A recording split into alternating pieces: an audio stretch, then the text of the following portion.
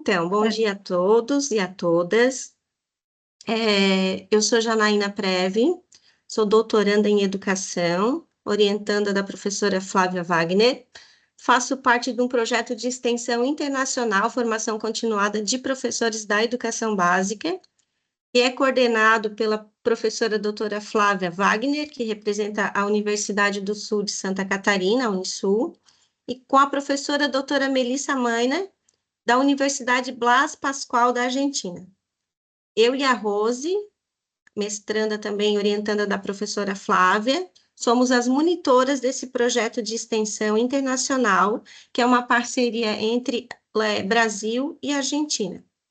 Nós estamos organizando essa formação de professores com o nosso grupo de extensionistas que participaram aqui da construção desse projeto. A Alicia Keller, que é estudante de psicologia da UniFGUA,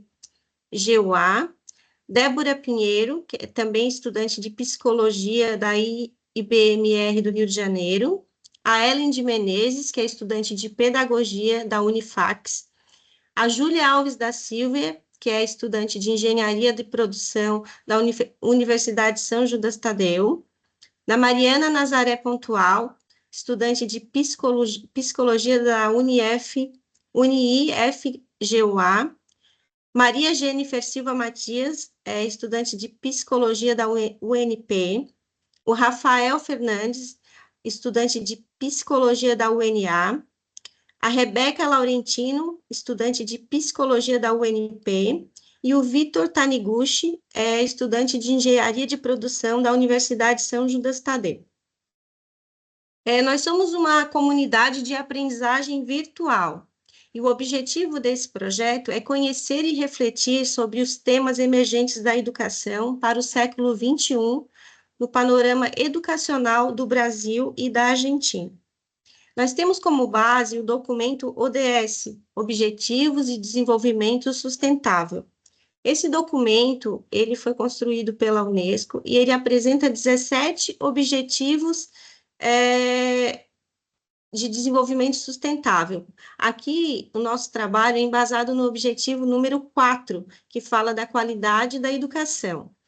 O objetivo número 4, ele pretende garantir o acesso à educação inclusiva de qualidade e equitativa e promover oportunidades de aprendizagem ao longo da vida para todos. Então, com base nesse documento, nós estamos realizando essa formação continuada.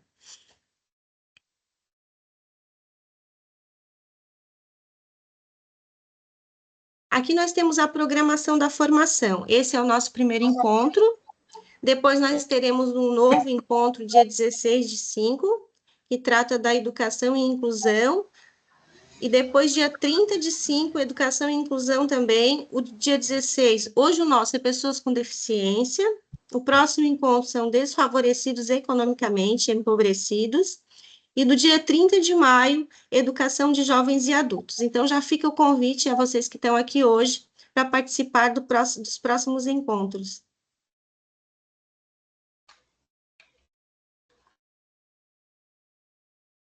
Só achar aqui. Aqui é o link da inscrição. Então, nós pedimos que no final da formação vocês façam a inscrição e a avaliação. Essa formação, ela terá uma certificação que depois nós encaminharemos para vocês, de acordo com o e-mail que vocês irão preencher ali na fichinha de inscrição. Por favor, Rose. E aqui tem a nossa programação.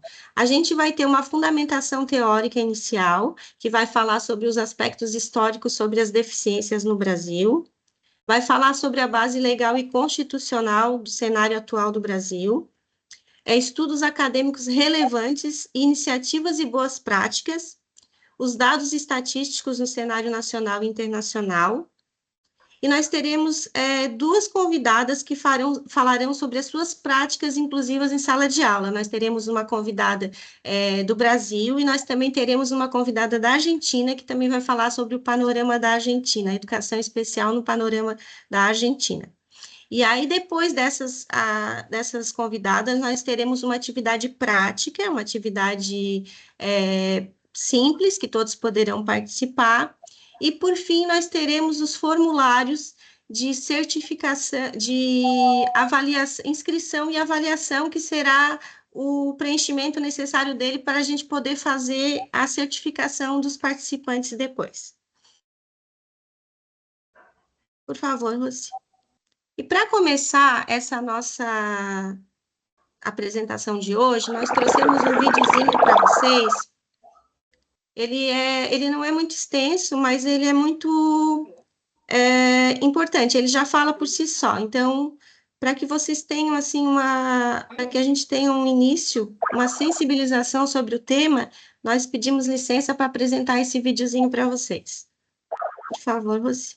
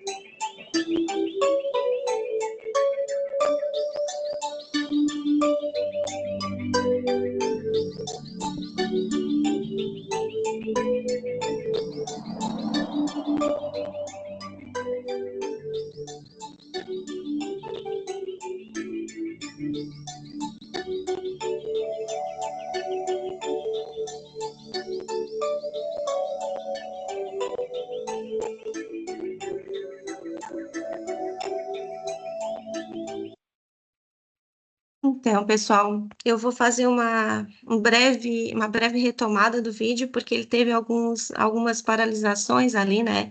Ele conta a história de uma criança que vive em um outro planeta e que lá tudo é padronizado. Todas as crianças agem da mesma forma, todos os pais agem da mesma forma, a mãe ali fazendo a yoga dela, o pai jogando o joguinho dele e as crianças fazendo movimentos repetitivos. E nesse momento surge uma criança diferente. Ela age diferente, ela tem vontade própria, ela não consegue seguir aquele padrão. E num primeiro momento, quando ela apresenta esse comportamento, a mãe fica até envergonhada e leva para o pai, e os dois acabam levando ele para um médico, três médicos, né? E os médicos fazem os testes ali, e ele não responde como o médico deseja. Então, o que que os médicos fazem? Eu acho que foi uma partezinha que não aparece, eles dão uma pílula vermelha para essa criança, a medicação, né, a famosa medicação, ela toma essa medicação e ela passa a fazer os mesmos movimentos que os colegas. Só que num dado momento, ele toma um sorvete, ele vomita essa medicação e ele volta a ser como era o comportamento anterior dele, de ter as suas próprias vontades, de pensar diferente. E aí, qual é a decisão dos pais? Eles não aceitam essa criança. Eles mandam ele num foguete para outro planeta e ali a gente vê ele se transformando num ser humano, junto com muitos outras crianças que também estão em naves vindo em cápsulas vindo para o planeta Terra, que são as crianças que a gente está recebendo hoje. Então, a mensagem que fica, né? Claro que cada um de nós vai tirar uma mensagem dessa desse vídeo, é como que nós estamos nos preparando para receber essas crianças, como que nós estamos nos preparando para trabalhar a diversidade. Nem todos são padronizados, nós mesmos, né, que não apresentamos ou que apresentamos algum tipo de deficiência, não pensamos igual. Então, como que a escola, como que a sociedade está se preparando para receber essas crianças? Então, a partir desse vídeo, nós teremos o relato das nossas convidadas, que vão nos dizer um pouquinho como que elas trabalham com essas diferenças em suas escolas, em suas salas de aula. Débora, é com você.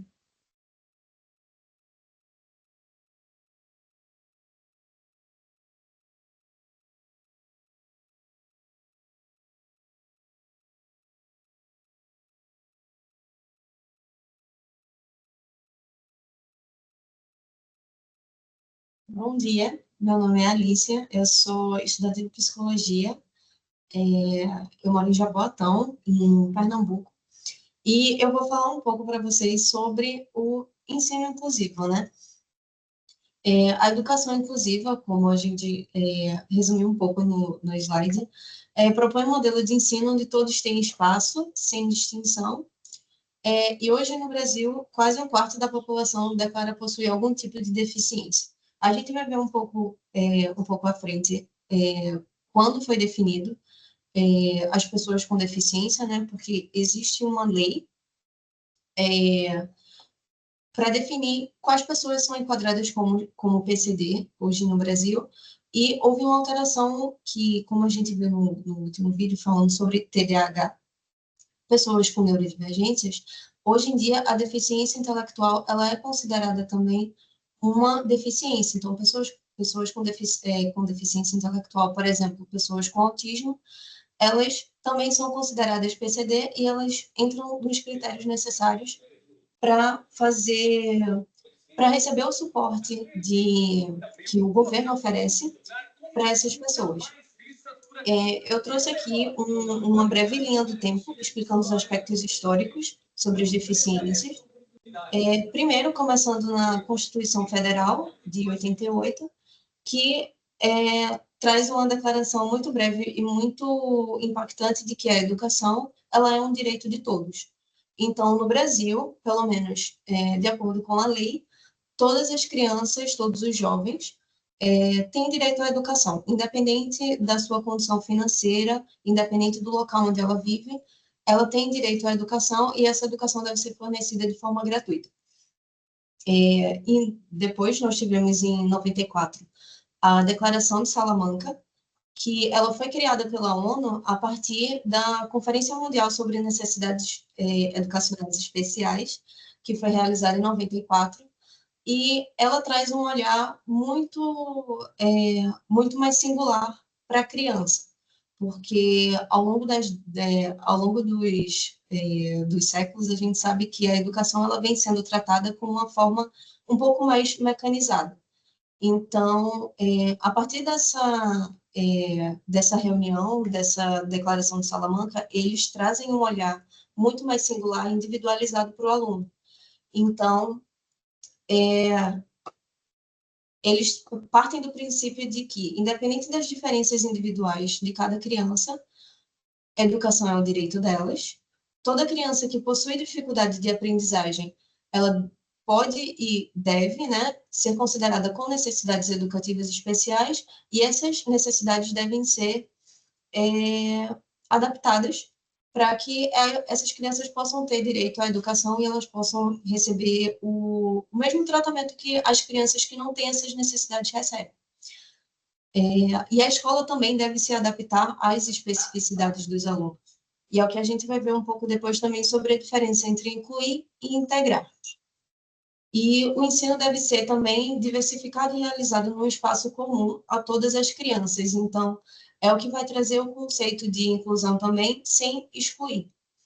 Que muitas escolas têm um espaço separado, uma sala separada, apenas para crianças com necessidades especiais, e não é exatamente o que o conceito de inclusão vai trazer, porque a inclusão, pelo menos em sua essência da palavra, vai trazer o conceito de que essas crianças elas devem ter suas necessidades sanadas, mas elas também devem participar do ambiente comum, com, por exemplo, crianças com autismo, também devem conviver com as crianças que são consideradas neurotípicas, né? E aí nós tivemos a Convenção de Guatemala, que, na verdade, se chama Convenção Interamericana para a Eliminação de Todas as Formas de Discriminação contra as Pessoas Portadoras de Deficiência.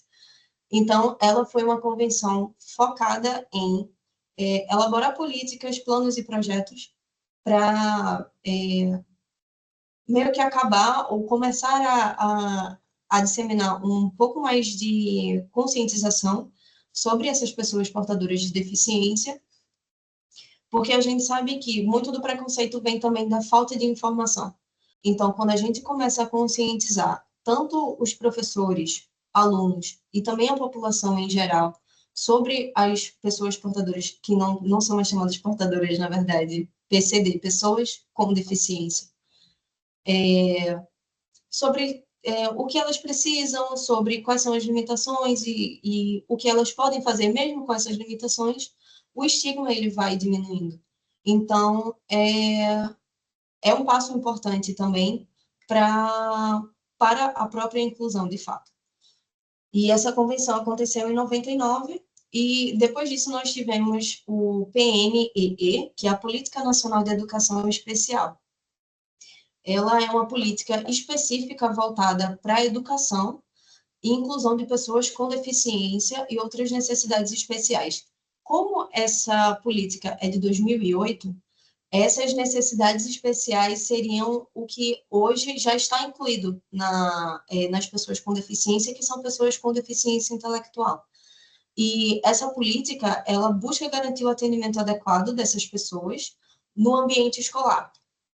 De novo, promovendo inclusão e o suporte necessário que essas pessoas precisam para ter um avanço na aprendizagem como qualquer outra criança típica. Em 2014, nós tivemos a elaboração do Plano Nacional de Educação, que também estabelece diretrizes, vai estabelecer metas e estratégias para a política educacional no Brasil e vai também incluir políticas específicas para pessoas com deficiência. O PNE ele é construído em volta de metas, então ele estabelece essas metas que deveriam ser alcançadas até 2025, que é o ano que nós estamos agora, visando melhorar a educação, todos os níveis, todas as modalidades, mas também com foco no ensino básico. E depois do Plano Nacional de Educação, nós tivemos a Lei de Inclusão em 2015, que, como eu falei para vocês, ela vai assegurar e promover exercício dos direitos e das liberdades fundamentais por pessoas com deficiência. Então, ele vai definir quem são as pessoas com deficiência, quem são pessoas enquadradas como PCD, e ela também vai estabelecer uma política de inclusão mesmo, para que tanto a sociedade como geral, mas também a educação possa seguir certas diretrizes, certas políticas, para que, de fato, a inclusão seja feita. E pode passar, por favor. De novo, trazendo a Declaração da Constituição Federal de 88, que é direito à educação para todos. E a gente sabe que a Constituição Federal de 88 brasileira, ela é uma das poucas constituições do mundo que são baseadas na Declaração dos Direitos Humanos. Então, ela traz um olhar muito humanizado para a população brasileira, ela traz um olhar muito humanizado para essas pessoas com deficiência e do que se trata a saúde no geral. Porque, até de acordo com a Convenção de Saúde, que nós tivemos em 84, o conceito de saúde já não é mais apenas a ausência de doença, mas envolve todos os fatores sociais e os fatores ambientais que a pessoa está vivendo, incluindo a educação e o acesso à qualidade de vida que ela tem. Novamente, a Lei Brasileira de Inclusão, que está inclusa no Estatuto da Pessoa com Deficiência, a Lei de número 13.146, de 2015, que acabei de explicar para vocês. E aí nós temos o Decreto de número 6.571, de 2008, que estabelece o atendimento educacional especializado. O AE, ele vai trazer diretrizes específicas para pessoas com deficiência dentro do ensino, principalmente do ensino básico. Ele também prevê que esse atendimento educacional especializado ele precisa ser feito em todos os níveis de ensino, então do ensino básico, ensino superior, mas como a gente sabe que existe uma demanda muito alta, principalmente agora nos últimos anos, de crianças, principalmente crianças neurodivergentes, crianças com autismo, crianças com TDAH, com paralisia cerebral também, ela traz um olhar muito específico também para esse tipo de deficiência e o que essas crianças precisam. Então, ela vai também estabelecer vai trazer o conceito de acompanhante terapêutico que a gente conhece hoje, que a gente sabe que, pelo menos nas escolas públicas, o estudante que tenha um laudo de autismo, de TDAH, pode fazer a solicitação de um acompanhante terapêutico para acompanhar na sala de aula, porque a gente sabe que existe uma demanda, e é uma demanda crescente, principalmente hoje em dia, e os professores, eles não estão preparados para lidar com a demanda tanto da sala de aula, que a gente sabe que principalmente nas escolas públicas, existe um número muito alto de alunos nas salas de aula, né? Então, como vai ficar para um professor lidar sozinho com 30, 40 alunos numa sala de aula e ainda com uma demanda específica para certos alunos? Porque eu já até participei de algumas pesquisas em salas que tinha professores que tinham 30 alunos na sala e desses 30 tinha 4 a 5 alunos com diagnóstico de TDAH e de autismo, e às vezes combinado também. Então, esse decreto traz uma diretriz muito importante que também vai auxiliar o professor nessa, nessa jornada para conseguir, de fato, fornecer uma aprendizagem, um ensino de qualidade para todos os alunos que estão na sala, né? E aí tem os conceitos chaves. Primeiro, de educação inclusiva, que traz um modelo educacional que garante o acesso, participação e aprendizagem de todos os alunos, independente de suas diferenças. É importante a gente diferenciar a inclusão de integração, porque existe uma diferença de via, é um meio de comunicação diferente. Quando a gente fala de integralidade, a gente está falando de um local onde o estudante ele precisa se adaptar para participar e para estar naquele local. E aí a inclusão vai trazer um conceito diferente, é muito mais uma via de mão dupla. Então, tanto o aluno precisa fazer umas adaptações, mas o local onde o aluno está se inserido também precisa ser inclusivo e precisa se adaptar para fazer com que aquele aluno participe de uma forma não apenas inclusiva, de estar lá, mas de estar lá com qualidade, tendo um aproveitamento tão bom quanto os outros alunos que não precisam desse projeto de inclusão, dessa adaptabilidade.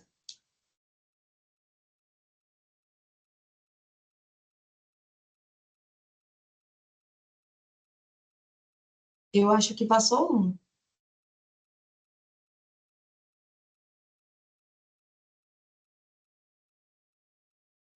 Bom dia, me chamo Débora, vou dar continuidade às apresentações. Quanto à análise e à inclusão de pessoas com deficiência no ensino regular, alguns pontos, alguns contextos históricos acabam se destacando muito mais. Dentre eles, na década de 1980, inicia-se as discussões, justamente como a minha amiga disse anteriormente, entre a transição do modelo de integrativo quanto para o modelo inclusivo. O integrativo, o aluno se adapta à escola, e no inclusivo, a escola se adapta ao aluno, o que é um marco muito importante. Inicia-se uma discussão e até hoje a gente vem tentando trazer essa realidade. Dentre esses marcos importantes, tem a Convenção de Direitos da Criança, que influenciou as políticas educacionais, principalmente no Brasil. A Conferência de Salamanca, em 1994, reforça que a escola comum é um lugar propício para a inclusão.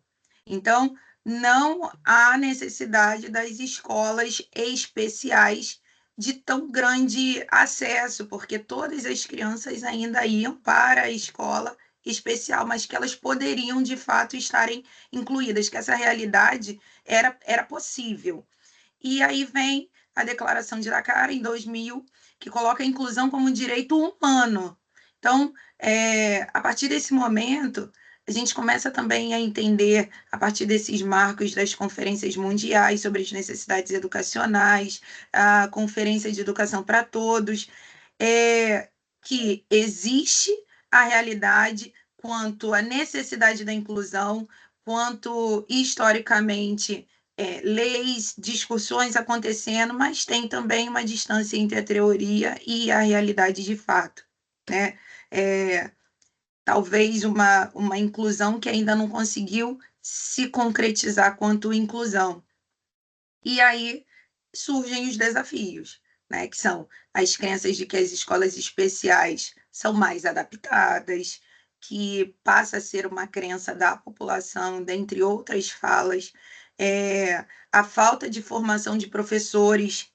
E aí a gente consegue observar a distância que se instaura, porque tem a discussão, tem as leis, no entanto, e as bases? Como elas estão sendo formadas apesar disso, né? E as discussões vão acontecendo, se ampliando, e os desafios também. Falta infraestrutura, a falta da estrutura traz perdão, ine, ai, ineguação, perdão. Inadequação? Exato, que quase quebrei a língua para falar, perdoe. E aí, os professores começam a sentir os desafios, a infraestrutura escolar não ajuda muito e as adaptações vão sendo feitas bem devagar. A gente traz agora um cenário, pode passar, um cenário atual do Brasil que ele traz um parâmetro, né, do IBGE de 63, em torno de 63%, né, que seria a amostragem nacional. Ele traz aí para a gente 25,6% somente concluíram o ensino médio. Então, das pessoas que ingressam, que permanecem, somente 26% elas conseguem concluir o ensino médio. Dos 26%, 19,5% são de analfabetismo. Isso é quase 4 vezes a média da população em geral, cerca de 5,6%. 94% dos professores não têm formação. Então, o sistema de formação docente acaba se tornando falha. E aí eles não têm um preparo nem técnico, nem emocional. Porque atualmente é observável que não é necessário somente um preparo técnico. Também é necessário um preparo emocional para lidar com as crianças, com as questões que vão se desdobrando, porque não é um cenário que é concreto. As crianças vão modificando a partir de que elas vão evoluindo e os desafios vão se tornando maiores, né? 23% com salas de atendimento especial estão somente 23% adaptadas. Então, hoje, ou seja, 77% não tem suporte específico para as necessidades dos alunos com deficiência no Brasil. Pode passar. A gente levantou alguns referenciais teóricos que trazem destaques importantes. Então, também temos base na literatura, estudos feitos, a legislação brasileira já garante, já temos estudos, mas o problema é a efetivação disso na prática da escola. As leis existem, mas falta as vontades políticas e estruturas de conseguir gerenciar tudo isso. trazendo através do Rogério Xeres, que traz essa discussão, e depois a Ana Carolina, na sequência, também traz essa discussão sobre o trabalho, que é bastante interessante, sobre o decreto de 10.502 de 2020, né, que é crucial, é polêmico por reabrir espaços para segregação em algumas escolas especiais, né, que é a discussão que permeia ali esse estudo, mostra que o decreto representa um retrocesso ou enfraquece, né, as políticas. No entanto, a gente começa a debater sobre os paradigmas, sobre a segregação, a integração, traz as políticas nacionais, são dois referenciais teóricos bem importantes para a gente, bem relevantes, e traz uma discussão bastante importante nesse momento, porque temos referencial, temos a teoria e temos boas práticas também. Tem pessoas desenvolvendo, os institutos como Rodrigues Menezes, que traz a organização, que é uma organização sem fins lucrativos, ela reforça a Referência Nacional de Educação de fato inclusiva. Enquanto muitas escolas ainda não sabem por onde começar, o Instituto traz uma visibilidade do que dá para ser feito, do que está sendo feito, né, a partir de todas as políticas. O projeto de inclusão também, o Pra Valer, o projeto não é uma denúncia às falhas do sistema, como alguns acabam dizendo, mas ele propõe caminhos de inclusão de fato verdadeira, com base nas políticas públicas, né? Atuação na rede, a implementação de políticas nacionais de educação especial na perspectiva da inclusão de verdade. Então, são duas iniciativas muito interessantes. Mas hoje, a gente também está trazendo uma professora brasileira, coordenadora, uma pessoa que tem 21 anos de experiência, que é a Nívia. A Nívia Silva é um nome importante aqui no Rio. Ela já foi premiada e, dentre outras atividades, eu vou pedir para que ela daqui a pouco se apresente. Acho que ela vai falar dela com bastante propriedade. E, ao longo da carreira dela, acompanhei algumas nuances bem de perto e sei a importância, a relevância que ela tem aqui no município dela. E, Nívia, seja muito bem-vinda. Fale um pouco das suas práticas, do quanto foi desafiador e é desafiador, mas a Nívia vai trazer uma vertente do que é a realidade de fato de dentro de sala de aula.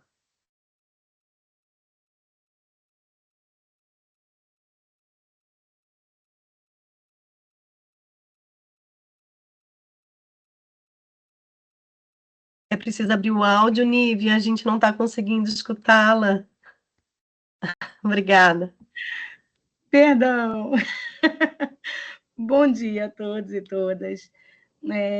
Muita alegria que eu estou aqui para poder compartilhar um pouco, né, dessa vivência.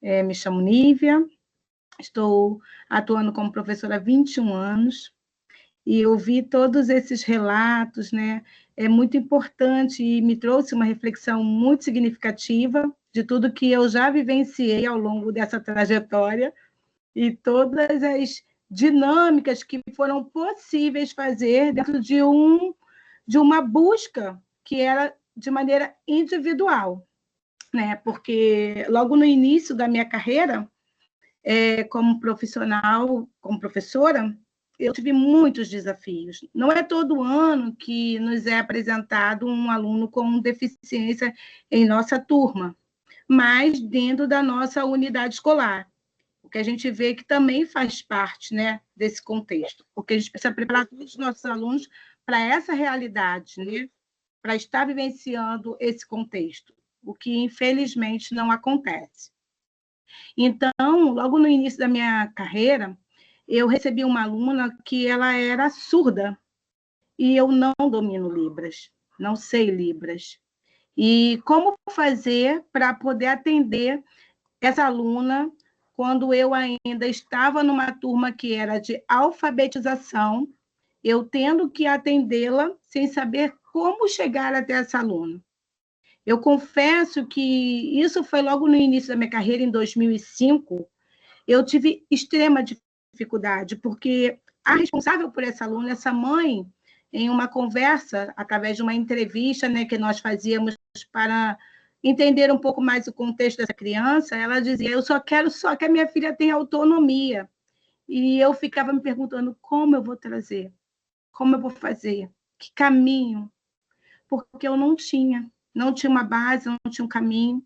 Nessa época, nós não tínhamos esse apoio, esse mediador que estava conosco, e eu estava numa turma com 25 crianças, 5 crianças eram investigadas ainda na época, porque era muito difícil a gente ter esse laudo, e essa aluna que era surda.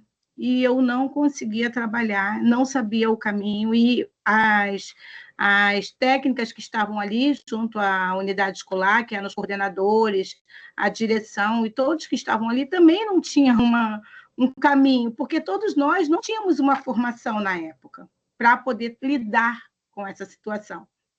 E ali, na época, eu não tinha também esse mundo de informação que hoje nós temos, que é a tecnologia, e eu me apoiava em livros, revistas, jornais, para levar imagens que pudessem auxiliar.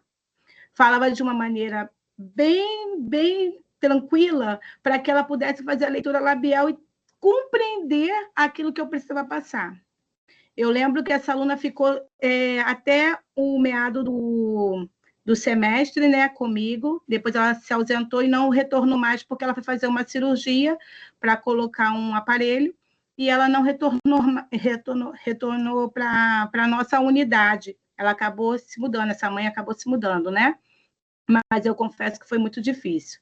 Em 2016, eu começo uma nova história, uma nova visão. Olha quantos anos se passaram. Não é fácil, gente, estar em uma sala de aula quando nós necessitamos tantas coisas e temos tão pouco, né? E em 2016, eu, concursada já, estava atuando num outro município. Eu moro no município de Itaguaí, e nessa época, de 2005 até 2016, eu estava como contratada no município de Itaguaí, atuando no colégio público. Em 2016, eu me torno concursada, vou para Mangaratiba. Em Mangaratiba, eu logo de início recebo uma turma e tinha também um aluno, mas ele era TEA. Mas ele era uma criança que eu não tive nenhuma dificuldade. Ele era verbal. Ele, na verdade, não parecia ser, porque, na verdade, não tem como a gente ver, não existe, né? Uma indicação para você dizer assim, esse é ou aquele não é, né? Porque tem uma mudança muito importante, significativa de cada um que tem o transtorno, né?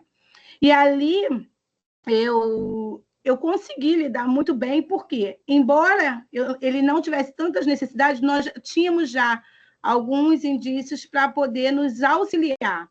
Eu tinha já formações voltadas para isso, eu tinha o PEI, que me auxiliava para poder eu desenvolver toda essa prática. Então, toda a dinâmica de suporte que eu tinha me facilitava. Ao longo da minha trajetória, eu não tive só o aluno com TEA.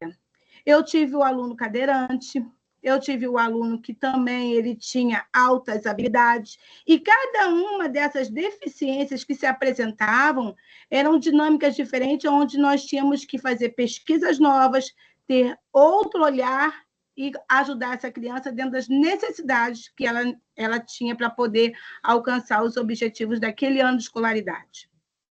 Quando chegou por meio de 2020, eu atuei como gestora. E nesse período, eu confesso que foi muito complexo, porque quando você está em sala de aula vivenciando tudo isso, cada um tem o seu olhar, cada um tem o seu caminho. Eu sempre vi a inclusão, eu nunca vi a inclusão como se eu tivesse que fazer com que o meu aluno que está ali com aquela deficiência tivesse que se adaptar à minha turma. Muito pelo contrário. Eu sempre entendi que cada vez que eu tinha uma turma que tinha um aluno que ele tinha uma deficiência, essa turma ganhava muito mais, porque todo o movimento que eu fazia era visando esse aluno com uma deficiência. Então, essa turma ganhava muito mais, porque eu tinha que me articular muito mais, preparar muito mais material para poder atender a demanda dessa criança que necessitava desse apoio e de todo esse trabalho. E aí, com isso, eu conseguia me doar muito mais para todos, e todos compreendiam de maneira muito positiva aquilo que eu estava propondo para aquele momento. Mas, quando eu me tornei gestora, eu tive diversos desafios, porque eu estava gestora de uma unidade que era uma unidade média, e essa unidade, nós tínhamos muitos alunos com deficiência. E cada uma das deficiências que se apresentaram a nós vimos muitas dificuldades. Por quê? Era um prédio tombado, histórico, não podíamos fazer grandes reformas, e aí eu tive aluno cadeirante. E aí, como eu vou fazer a adaptação? Eu não tinha uma escola adaptada para a realidade. Eu recebi uma aluna cadeirante e ela tinha a questão de não poder, ela se alimentava por sonda. E aí ela também não estava ainda desfraldada, ela precisava ficar a maior parte do tempo acamada. Para beber água era muito difícil, muito complexo, porque ela não podia, né, engolir a água, porque ela tinha essa sonda, então era tudo com dosagem, e nós não tínhamos o apoio de um técnico da saúde, e também não dominávamos aquela situação, mas tínhamos que inserir essa criança, tínhamos que acolher essa criança, tínhamos que incluir essa criança. Eu confesso que foram muitos desafios que foram surgindo, em uma nova visão, um novo olhar, porque agora eu não tinha só o olhar da minha sala, mas eu tinha o olhar de todos os professores que chegavam até mim e falavam: Nívia, eu não vou conseguir. E ainda mais, que era o ponto assim, que eu até hoje vejo como mais difícil para todos nós que estamos em sala de aula. Esse mediador, que aqui, né, em Mangaratiba nós chamamos de PAE, esse mediador ele vem com a formação de nível médio, e às vezes ele não tem a formação de professor, ele não domina a prática, e ele vem para a sala de aula para estar atuando junto com essas necessidades, dando suporte. Obviamente, é o professor que faz o planejamento, é o professor que faz o PEI, juntamente com esse profissional que não domina muito. Imagina já a dificuldade. E quando ele se depara com as situações que surgem, é muito difícil. Eu tive um aluno com TEA, ele tinha crises convulsivas e ele não parava em pé. As crises convulsivas que ele dava eram como se fossem alguns tiques nervosos que faziam com que ele sofresse quedas. Então, se não tivesse atento, ele ia cair.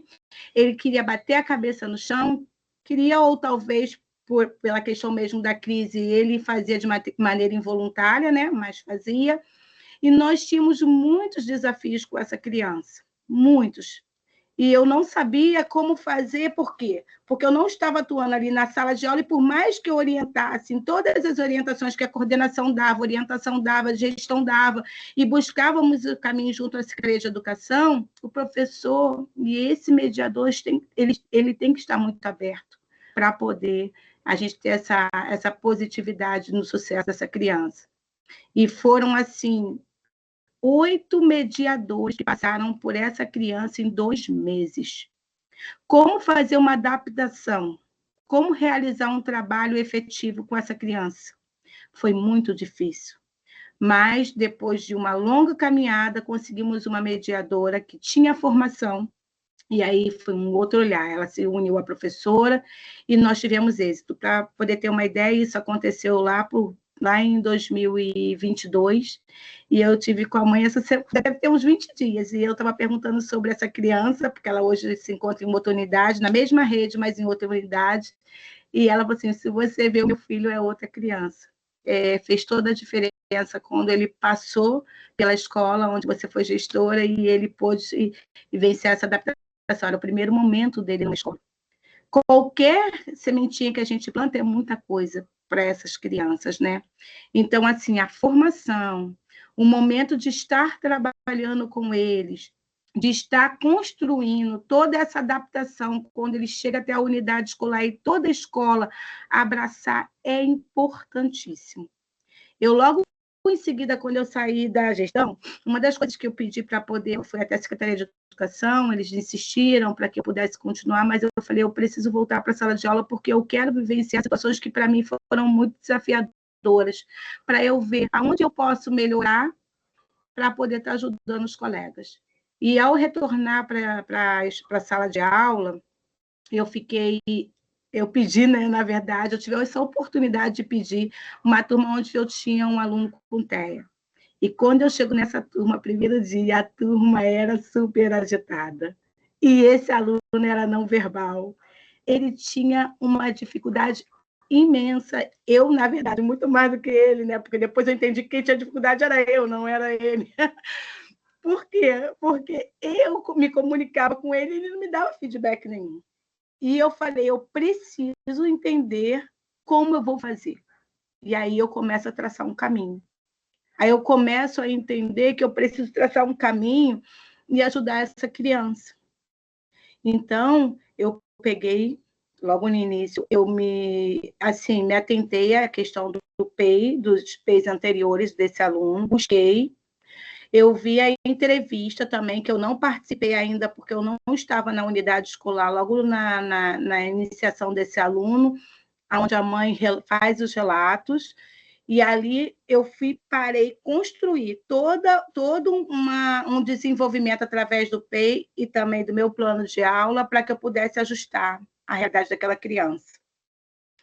Usei os PECs para poder eu tentar me comunicar com ele, usei muitas estratégias, ele não pegava no lápis, eu usei as letras móveis, eu usei todas as estratégias possíveis, porque a gente também tem uma questão não só de infraestrutura, mas também da questão de materiais, né?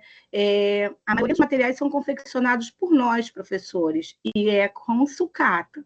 Então, assim, é tampa de PET, é palito de picolé, nós utilizamos aquela tampa de pizza, tudo para poder a gente conseguir agregar situações para poder construir um caminho bacana para que esses alunos sejam incluídos de fato. E é como eu falei, sempre partindo do princípio desse aluno, com essa necessidade para que eu possa atender os demais.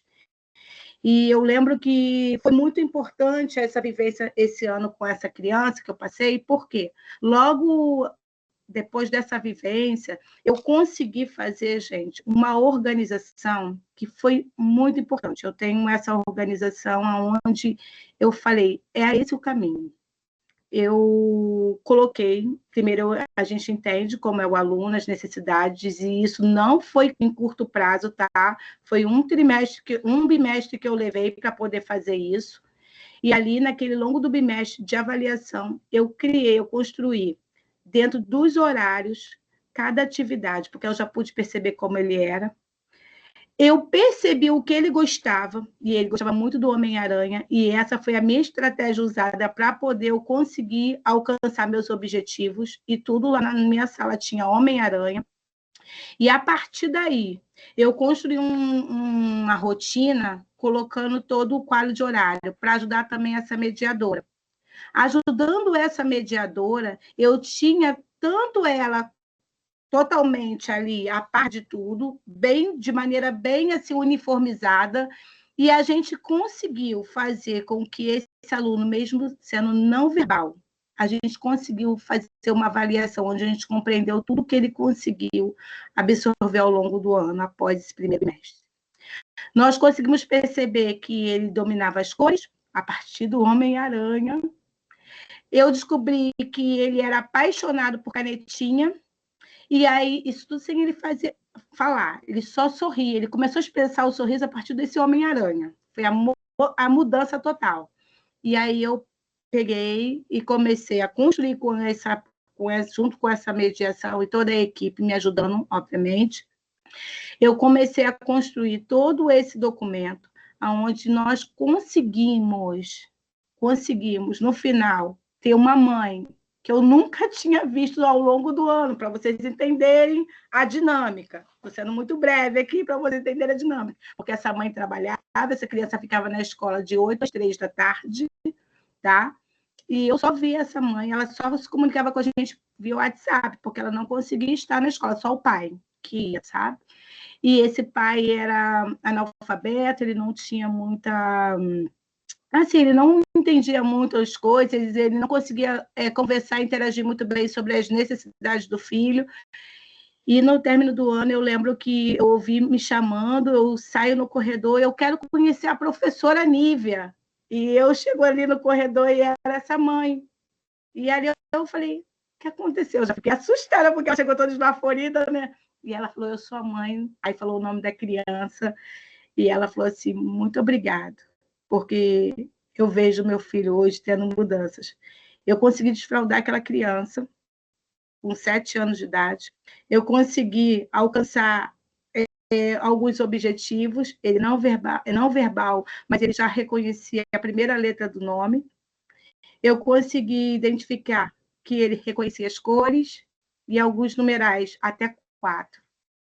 Pode ser muito pouco, mas é muito significativo para aquele aluno que chegou sem muita perspectiva. Assim, mesmo a gente com pouca formação, a gente conseguir traçar esse caminho através de uma pesquisa, através de uma busca de maneira muito individual e ter esse olhar. A gente precisa ter esse olhar com nossos alunos quando nós recebemos, porque se a gente não tiver esse olhar, a gente não consegue avançar.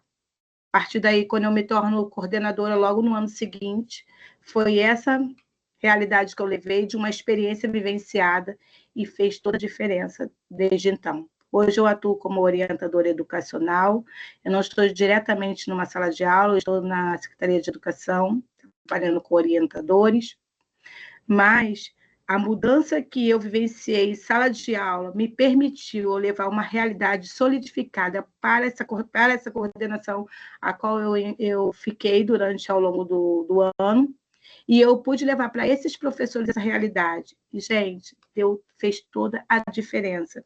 Trabalhar dessa forma, onde você constrói esse olhar para esse aluno, percebendo a real necessidade, porque não são iguais. Nós não somos seres únicos, e mesmo que ele tenha deficiência, mesmo que ele tenha o TEA, eles não são iguais. Cada um tem a sua necessidade.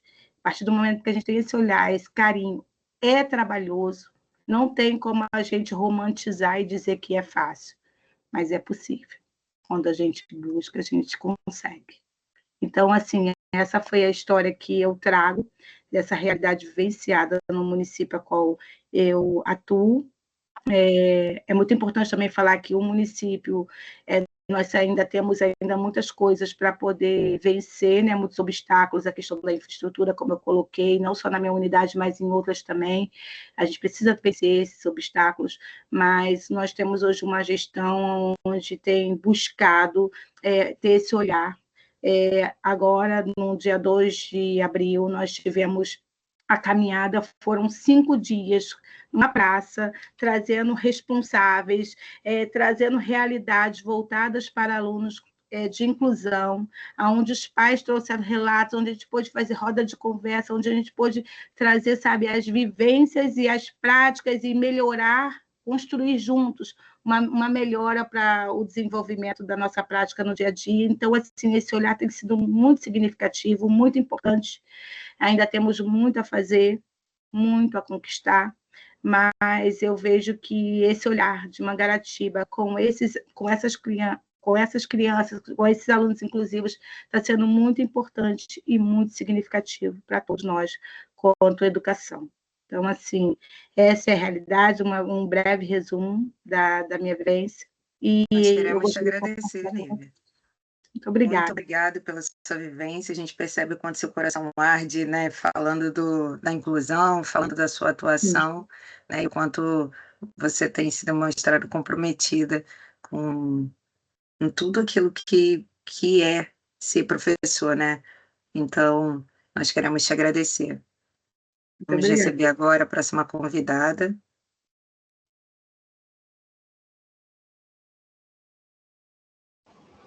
Hola, buen día. Espero que puedan entenderme porque lo he escuchado a ustedes mucho, no entiendo, así que espero que voy a hablar despacio, tranquila, para que ustedes puedan comprender. Voy a hacer la presentación, Giselle. Dale. Bien, bueno, agradecemos a la profesora Nivia, muchas gracias por su experiencia y presento brevemente a nuestra próxima invitada, que es de Argentina, vive acá en Córdoba, es Giselle Macario. Ella es profesora de educación inicial, psicopedagoga, licenciada en psicopedagogía, diplomada en neuroaprendizaje y neuroeducación para el aprendizaje, especialista en inclusión educativa para personas con discapacidad. Bueno, tiene una amplia actualización profesional, como vemos. Ella en este momento trabaja en el nivel inicial, es coordinadora en el acompañamiento de trayectorias escolares de personas en situación de discapacidad en un centro de atención a la diversidad. También se desempeña como profesora en la formación docente en 2 institutos de acá de la ciudad de Córdoba. Es profesora universitaria y directora de tesis en esa misma universidad, la Universidad Blas Pascal, y codirectora de la diplomatura en neuroaprendizaje de la Universidad de Gran Rosario. Como vemos, tiene una amplia experiencia y una amplia formación en varios niveles, o casi todos los niveles de educación. No sé si te falta alguna, Giselle, pero creo que estás en todos. Y su especialidad es en la inclusión con discapacidad. Así que la vamos a escuchar. Gracias, Giselle. Bueno, gracias Meli por la presentación. Buenos días a todos, ¿cómo están? Espero estar a la altura de la presentación. Bueno, contarles o comentarles cómo trabajamos en Argentina, Córdoba, en la inclusión educativa. Tenemos una perspectiva de inclusión desde el modelo social de la discapacidad, ¿sí? En donde se pone el foco en las barreras para poder acceder a los espacios. ¿Sí? En Córdoba, nosotros nos regimos por una ley ministerial que acompaña las trayectorias escolares de los estudiantes en situación de discapacidad para que puedan acceder, ¿sí?, a las escuelas o las instituciones de modalidad, de nivel, ¿sí? En escuelas normales que se llamaban antes. En Córdoba Capital nos regimos por la resolución ministerial 1825/19, que se homologa en el año 2019 y habla de una igualdad y calidad educativa, que es el logo que nosotros tenemos a nivel ministerial en la provincia, ¿sí? Habla de una igualdad donde todos pueden acceder a un mismo nivel y donde se va a acompañar estas trayectorias escolares desde los accesos, ¿sí? Ya sean los accesos edilicios, metodológicos, y configuraciones de apoyo basadas en la accesibilidad, ¿sí? En el DUA, diseño universal y otras cuestiones accesibles. Nosotros desde el nivel inicial, yo soy profesora del nivel inicial, trabajamos en una unidad pedagógica, ¿sí? En una continuidad de alfabetización, desde el nivel inicial, sala de 3, que son salas, digamos, universalizadas, no están en todas las escuelas, pero sí se van abriendo esas salas a medida que se van haciendo, digamos, accesibles en las zonas en las que están las escuelas. Trabajamos en unidad pedagógica desde sala de 3 hasta el 2º grado, es decir, que los estudiantes que están en situación de discapacidad tienen la posibilidad de ingresar a las escuelas que antes se llamaban escuelas normales, ¿sí?, escuelas de nivel, y transcurrir en esta primera orientación de la alfabetización inicial, ¿sí? Quiere decir que los contenidos se van afianzando de sala de 3 hasta 2º grado. Una vez que termine esta unidad pedagógica, los estudiantes tienen la posibilidad de terminar en esa modalidad o poder hacer, digamos, los andamios para las escuelas de modalidad especial, ¿sí? Giselle, sí. Perdón, ¿podés hablar un poquito más lento? Porque a veces pasa que no nos entienden porque hablamos muy rápido. Un poquito más lento. Sí. Perdón.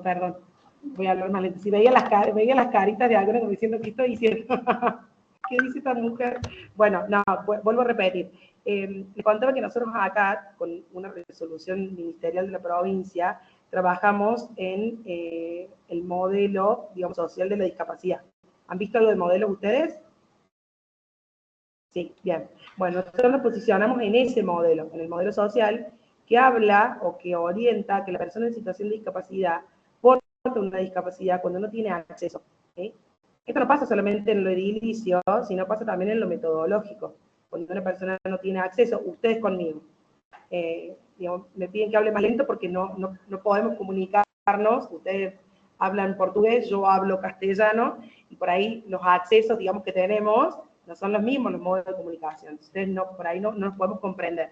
Bueno, lo mismo le pasa a la persona en situación de discapacidad cuando no están los accesos disponibles, digamos, no hay una inclusión plena. Entonces, el modelo social habla de barreras. Así como hay barreras de edilicias, hay barreras en la metodología.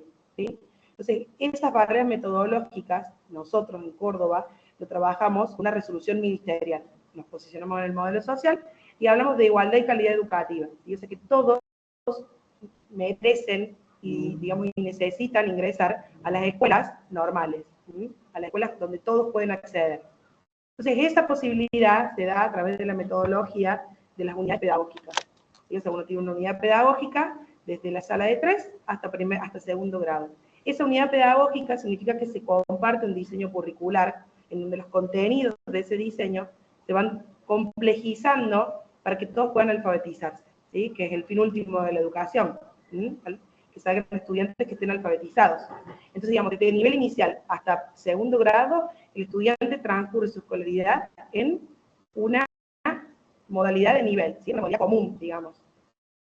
A partir del segundo grado, si ese estudiante no se alfabetiza, tiene la posibilidad de, digamos, acceder a una escuela de modalidad especial, si la escuela de modalidad especial así lo determina.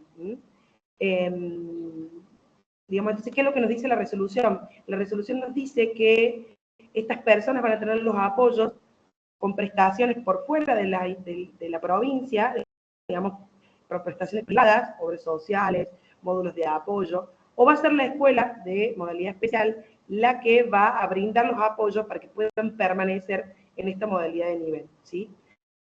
Si por ahí son estudiantes que tienen muchas dificultades, que no pueden permanecer, es allí entonces donde la prestación de la escuela especial se la brinda a la escuela de modalidad para que puedan, de nivel para que puedan permanecer, ¿sí? ¿Estamos? Estos son los primeros niveles.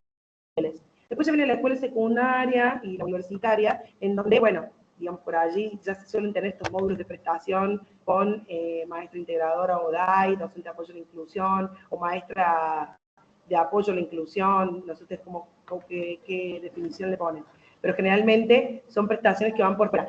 Son muy pocas las escuelas y suelen ser las escuelas digamos, privadas, que tienen equipos de orientación escolar, en donde la prestación de inclusión educativa se da dentro de la escuela, ¿sí? No, generalmente son por fuera, ¿sí? Por allí son pocas las escuelas. Las escuelas que son de la provincia o públicas, digamos, no tienen estos equipos de orientación escolar, ¿sí? Sino que las prestaciones vienen de afuera o vienen de las escuelas especiales. Por allí ese es el acompañamiento que tenemos. Pero siempre posicionado desde el nivel inclusivo, ¿sí? De una modalidad, digamos, inclusiva, donde se le hace el anclaje para que los estudiantes puedan participar de manera plena dentro de las escuelas. Bueno, no sé si ustedes quieren preguntarme algo o...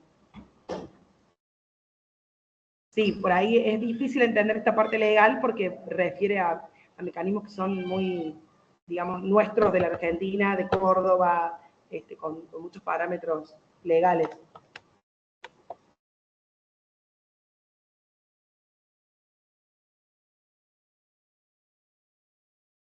Eu acredito que a gente não abriria espaço para perguntas, professora Gisele, porque a gente tem um período de tempo curto, mas a sua fala aqui com a legenda também consegui acompanhar e a gente percebe que já dá para ter uma noção também do seu panorama de trabalho. Não sei se alguém quiser colocar uma pergunta sobre o panorama argentino ali no chat, também tem a liberdade, não tem problema. A gente só não abriu para discussão, porque senão se estende muito. Mas tá bem claro, assim, para mim, que estou ouvindo aqui, e para algumas colegas que a gente está conversando também, essa sua fala, assim como da professora anterior.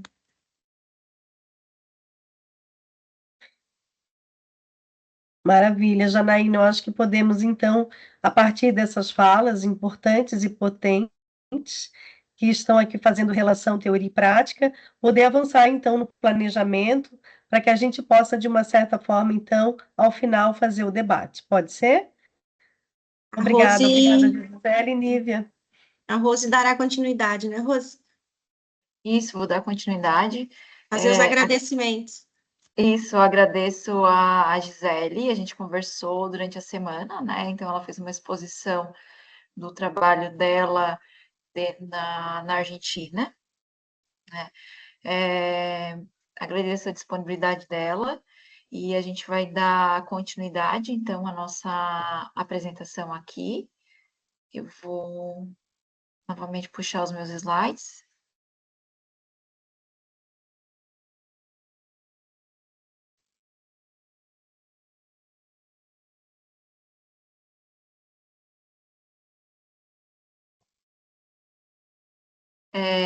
Esse trabalho, então, foi feito no nosso projeto de extensão, né, que é um projeto de extensão internacional entre Brasil e Argentina. Todo o nosso trabalho foi desenvolvido em parceria junto com os nossos estagiários, né? A gente agradece, então, imensamente também eles que contribuíram na construção, né? Falar de inclusão é um tema que sempre é um tema que a gente nunca exaure ele, né? Sempre temos o que debater, porque da mesma forma como as professoras trouxeram aqui, duas experiências distintas, né? Dois países distintos trabalhando a inclusão em perspectivas distintas também, mas com um único foco, que é realmente garantir que a inclusão desses alunos com deficiência, elas sejam feitas, né? Então, respeitando a diversidade, respeitando a equidade dos nossos alunos, para que a inclusão ela seja completa, né? Então, não basta que esse aluno ele esteja lá dentro de sala de aula com um segundo professor, mas que ele esteja integrado com essa turma, né? Com os demais colegas. Eu acho que é isso que a gente busca aqui, a gente está se capacitando, está desenvolvendo várias capacitações nesse ciclo para que esse aluno seja realmente, de fato, incluído, não só a inclusão no papel, que o aluno está ali, mas ele está com o segundo professor, e esse aluno seja do segundo professor, né? A gente busca que esse aluno seja incluído, de fato, na turma, né?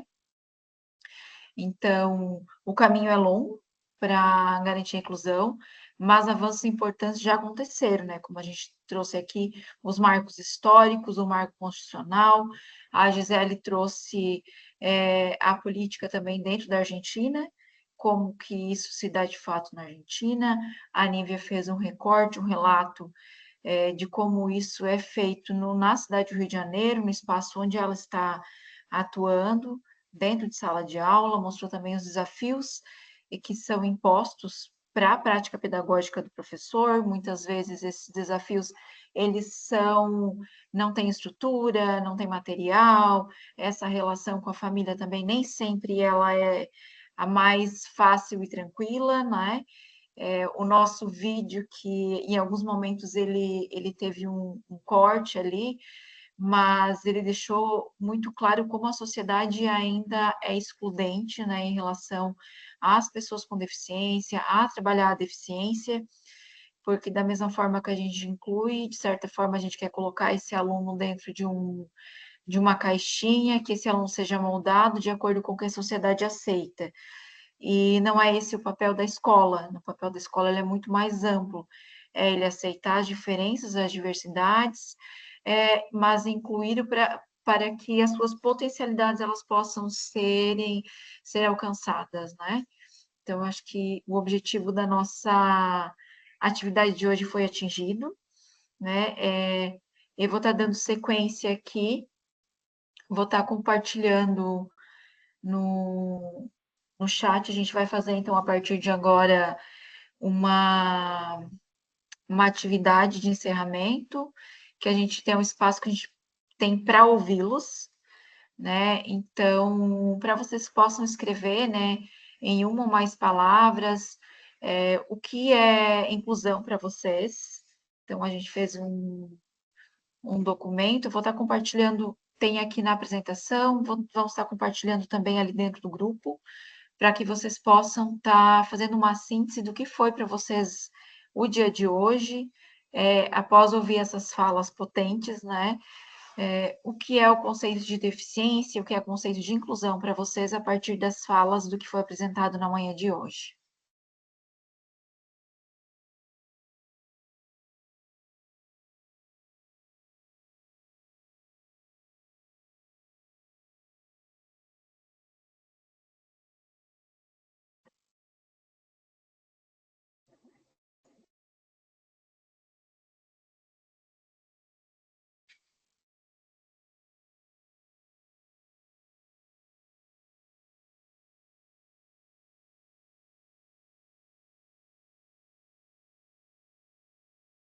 Acho que é importante vocês abrirem o Padlet, socializar e ensinar as pessoas a mexerem no Padlet, né? De como coloca a sua contribuição, tendo em vista que muitos aqui é a primeira vez que está usando.